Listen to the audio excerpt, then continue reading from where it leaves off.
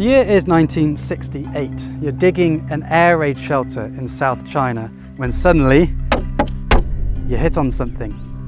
It's a tomb, and as you break into its dark passage, you stumble into the mystical world of ancient China. The tomb belongs to Xin Joy, a noble lady thought to have lived over 2,000 years ago. You find buried with her are philosophy and health books, some light reading for the afterlife. One book you do not recognize, and you take it to an archaeologist who cries, "This book has been lost to the passage of time until now." It's the 10 Questions, a conversation between the legendary first emperors of China. You imagine the scene, 2 sage emperors discussing life's big questions over a cup of tea. King Yao asks King Shun, "Under heaven, what is most valuable?" Shun replies, "Life is most valuable." Yao then asks, "How then can we live long and live well?" Shun replies, "Cultivate yin and yang." Yin, yang, okay. I find this symbol fascinating, and it dates back to the first emperors of China, and thousands of years later, Master Gu says that even today it can help us find balance. So I want to learn more about it, and I happen to know there's a group who have mastered the art of balance down the valley next to the river. So if you'd like, you can join me on a hike, and we'll see if we can get there, and on the way, learn more about the wisdom of yin and yang.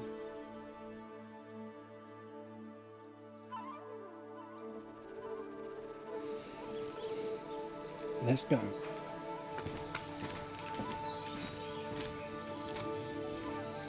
Bye-bye. 中午见。谢谢。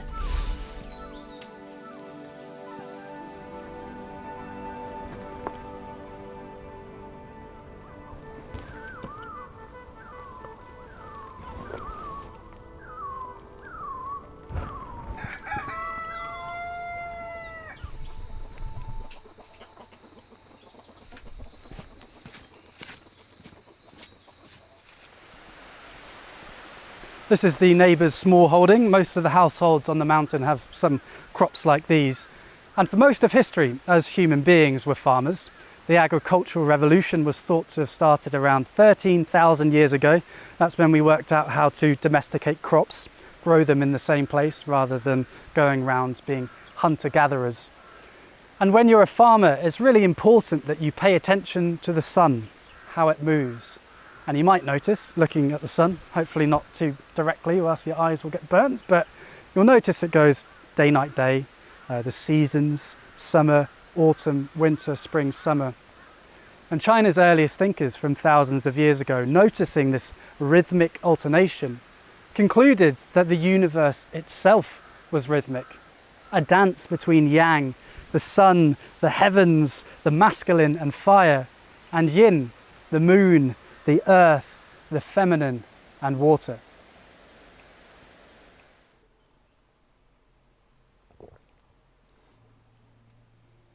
At the beginning of the universe, it's chiefly the chaos. Then from the chaos, the very first layer, Yin Yang, created, pure Yang Qi comes up. That's the heaven.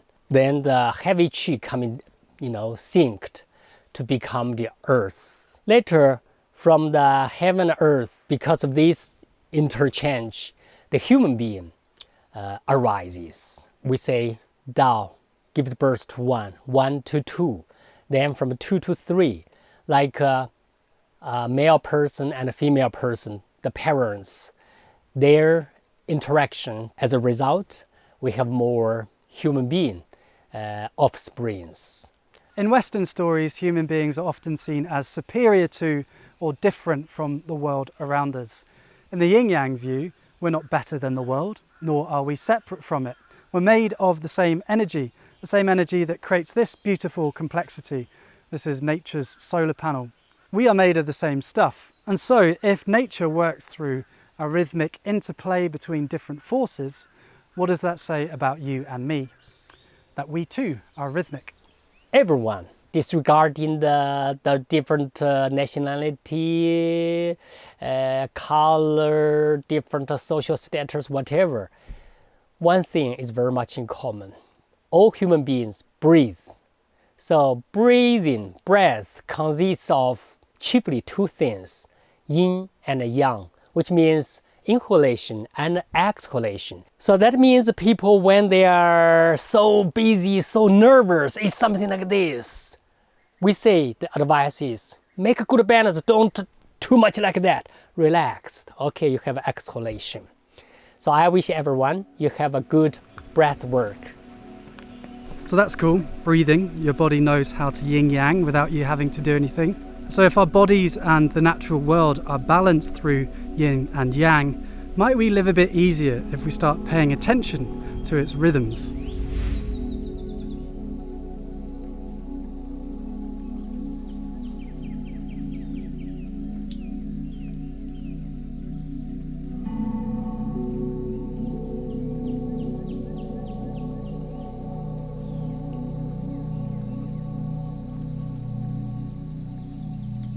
I really like that this temple is a ruin. Isn't it ironic that the god of wealth didn't accumulate enough dosh in order to pay for his palace?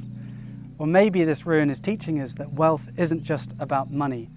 The Taoists, the philosophers often associated with the Yin Yang, talk about how being rich isn't just having the dosh, it's about having the time and the freedom to connect with friends and family and do the things that give you joy. In my life, I've often struggled to be able to do the things that give me joy because of procrastination, the allure of Facebook and Reddit and YouTube and compulsively scrolling on my phone. You know, there's teams of engineers in Silicon Valley whose job it is to get us addicted to social media. So the thing that's really helped me be able to do the things that give me joy and have time for hobbies, etc., is to have rhythm to my day. I use the Pomodoro technique, which is a 25-minute timer. And in that 25 minutes, I do nothing but do the task at hand. I throw away my phone, I block distracting sites. If I have any ideas, I write them down and come to them after the session. And then when the 25 minutes are up, I get up and stretch. Maybe I'll reward myself, I'll have a little dance. And then you'll find if you do that, when you come back into the next focus session, you've got much better attention. So then, doing the things that give you joy is not about intensity or how long you work. Instead, it's about the rhythms that you carve out.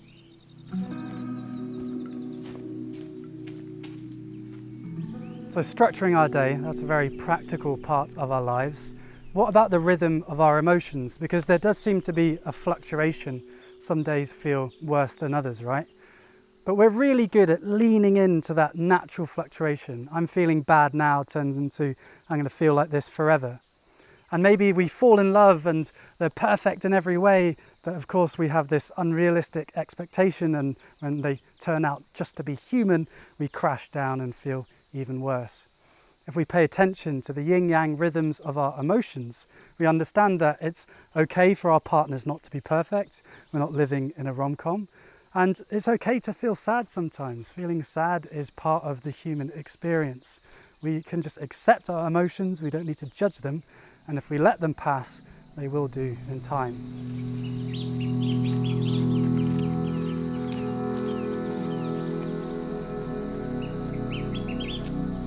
So if the world is a cacophony of salsa dancing, yin-yang energies, on, off, night, day, if we feel out of balance, is there anything that we can do to be a bit more yin or a bit more yang? Or are the energies of the world fixed and so we are helpless victims?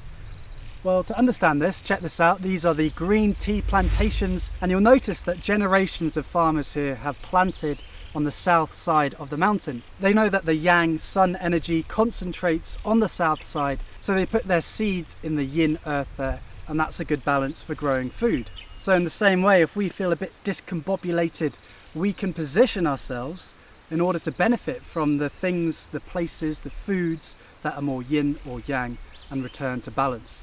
So, for example, if one don't feel well about health, first thing to check the yin-yang balance about, you ask questions whether in these past years, I have had sufficient exercise. On the other hand, probably you have very much work, even the manual work. Then the question is whether you have a sufficient tranquility. About food, maybe it's all about food. Probably in the past you just like too much oily food. So now your balance is to have some plain food.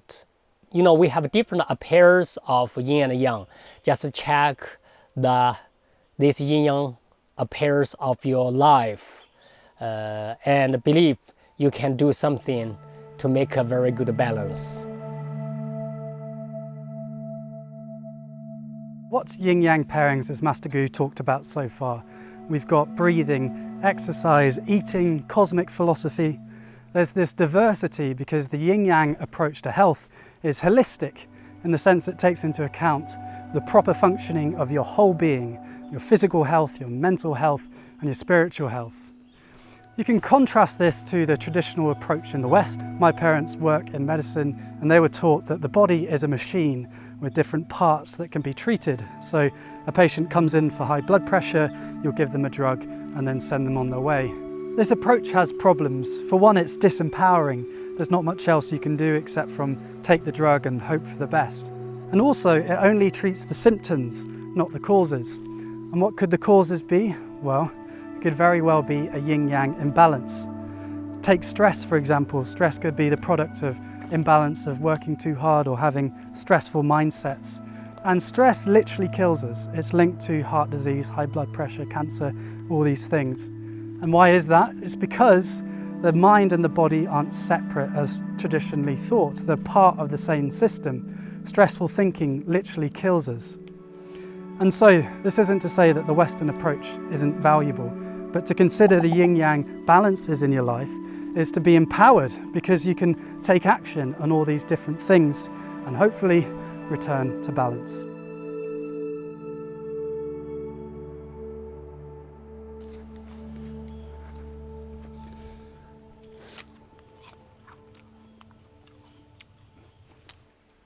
Just down there is where the masters of balance reside. Hopefully we'll see them.